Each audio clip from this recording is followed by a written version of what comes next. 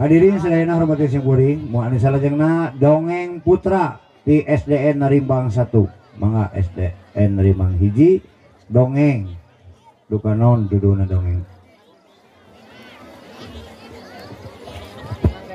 Ya, masuk deh.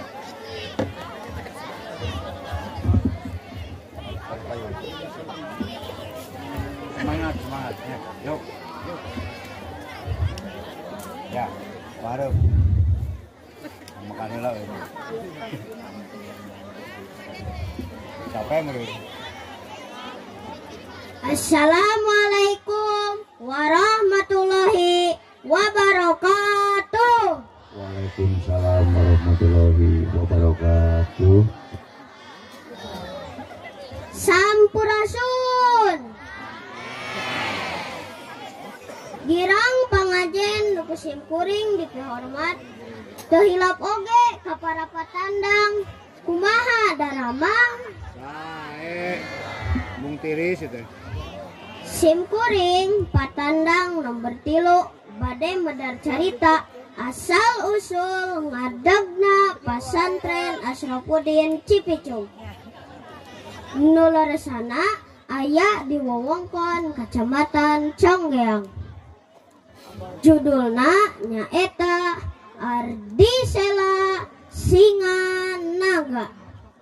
Sumangga urang regepkeun. Syekh Asyrafuddin putrana Syekh Samsuddin hiji rundayan ti Sunan Gunung Jati Cirebon ngadegkeun pondok pasantren di daerah Cikule Ujung Jaya. Santrina kalintang seueurna. Salah sahijina nyaeta Pangeran Mekah putrana Dalam Sugih. Kusabab eta Dalam Sugih sareng Syekh Asyrafuddin teh sobat dalit. Dalam Sugih ngawakapkeun tanah 4 hektar legana di daerah Cipicung Conggeang. Tujuanna nyaeta supados pasantren caket ka Karaton Sumedang. Wewengkonna masih leuweung geledegan sareng kasohor angker pisan. Singkat cerita, di tahun 1840 genep Syekh Asyrafuddin ngadegkeun pondok pasantren di eta tanah wakaf. Lajeng dinamian pasantren Ardi Sela Singa Naga. Pangna dinamian kitu teh kusabab di eta wewengkon aya batu anu dinamian Ardi anu hartosna bumi. Singa hartosna macan, sareng naga hartosna orai. Jadi hartosna nyaeta pasantren nu ngadeg di tempat nu aya maung jeung orai di sela-sela batu. Dugi ka ayeuna masih aya 2 orai nu langkung ageng tibatan tangkal kalapa. Sarang 2 singa kumbang hidung nu ngajaga pasantren. Singa jeung orai ngajaga gapura wetan sareng kulon pasantren oge cinyusu nu aya di lingkungan pasantren. Wewengkon ieu kasohor angker cek masyarakat Conggeang. Sareng teu aya nu ngalihwat daerah eta kusabab dicicingan ku jin, hodam, sareng makhluk astral anu sanes. Nanging jalaran ku karomah sareng kaberkahan ilmu agama Syekh Asyrafuddin, eta makhluk nu nyicingan bisa tunduk jeung patuh ka Syekh Asyrafuddin. Saparantos Syekh Asyrafuddin ngantunkeun aya larangan ziarah di makam Syekh Asyrafuddin dina wengi Salasa, Sabtu, sareng Jumaah Kaliwon. Sabab numutkeun carita eta teh jadwal ziarah khusus pikeun para makhluk astral ka makam Syekh Asrofuddin.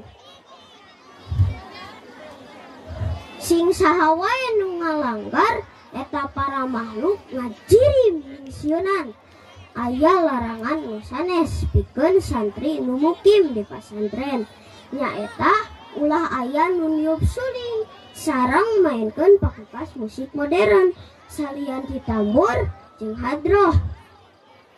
Sing saha wae nu ngahajami lampah eta larangan pasti bakal hujan angin, tepika aya nu kasurupan kusabab makhluk astral ngarasa kaganggu.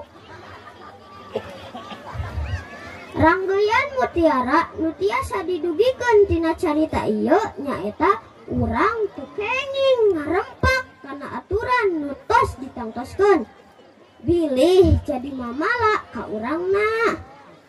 Mung sakitu anu kapihatur, hatur nuhun kana perhatosanana. Hapunten samudaya kalepatan, bilih lepat ngadugikeunana. Saninten buah saninten dicana kaparapatan. Hapunten abdi hapunten, bilih aya kalepatan. Wabillahi taufik wal hidayah. Wassalamualaikum warahmatullahi wabarakatuh. Waalaikumsalam warahmatullahi wabarakatuh. Atur nuhun agar nuhun.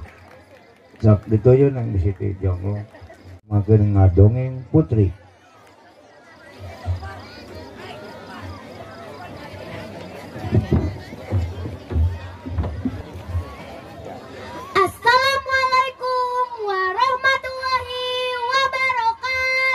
Waalaikumsalam warahmatullahi wabarakatuh.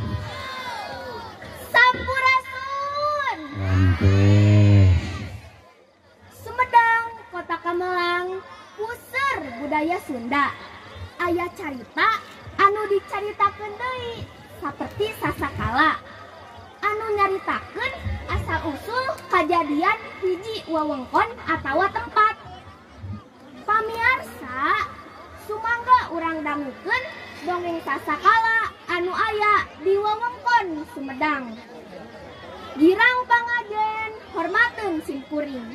Nedawidi simkuring bade medar carita di Tatar Sumedang. Nyaeta sasakala pasir peda. Asal carita ieu dibantun tina buku Sajarah Sumedang garapan Kusmayadi dicarioskeun deui ku Dokter Randes Taan. Upami urang bade nyaba kadayeuh Sumedang arah di Cimalaka sateu acan taman makam pahlawan Cimayor aya pasir anu katelah pasir peda. Kacarioskeun dina hiji mangsa Pangeran Gesan Ulun diiring ku Kandaga Lante nu opat. Cing pamiarsa, naon hartosna ai Kandaga Lante teh? Kandaga Lante nyaeta jalmi nu sok ngawal kulawarga karajaan. Contona, Pangeran Gesan Ulun nu diiring ku Kandaga Lante nu opat. Nyaeta Mbah Jaya Perkasa, Mbah Terong Peot, Mbah Nangganan, jeung Mbah Kondang Hapa. Ngadon reureum di Karaton Cirebon anu masih saderek sanggeus lumampah jauh. Panembahan ratu jeung garwana Ratu Harisbaya kacida bingahna. Kata tamuan Pangeran Gesan Ulun teh, komo Ratu Harisbaya mah anjeunna ngaraos kataji kaparik ati kapentang asmara ku Pangeran Gesan Ulun nu kasetur hade budi basana. Pangeran Gesan Ulun katut Kandaga Lante teh teu kersaeun nginep di karaton. Aranjeunna nginep di masjid wae. Tengah puting jemplang-jempling Ratu Harisbaya nyamperkeun ka masjid. Maksudna hoyong miring dicandak ka Sumedang. Pangeran Gesan Ulun kacida bingungna margi Putri Harisbaya bakal lasan pati saupami tadi candak ka Sumedang. Nu akhirna Putri Harisbaya dicandak ka Sumedang dina peuting eta. Isukna di Karaton Cirebon geger yen Putri Harisbaya diculik ku pangeran di Sumedang. Panembahan ratu ngutus hiji jalma pikeun nalungtik bener atawa henteu Putri Harisbaya aya di Sumedang. Eta jalma nu diutus teh nyamar jadi tukang peda. Alsana pedah putri teh senang nuang lauk peda. Anjok ka pasar eta jalma anu nyamar teh ngabayakeun dagangana bari ngalelepkeun duduk we sangkan teka tingali ku Putri Harisbaya.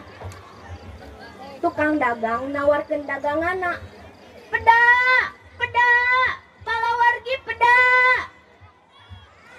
Ngadangu aya nu dagang peda di pasar, Putri Harisbaya angkat ngalira ka pasar. Margi anjeunna ngaraos bingah aya nu dagang peda karesepna. Dugi ka pasar, Putri Harisbaya ngaborong eta lauk peda.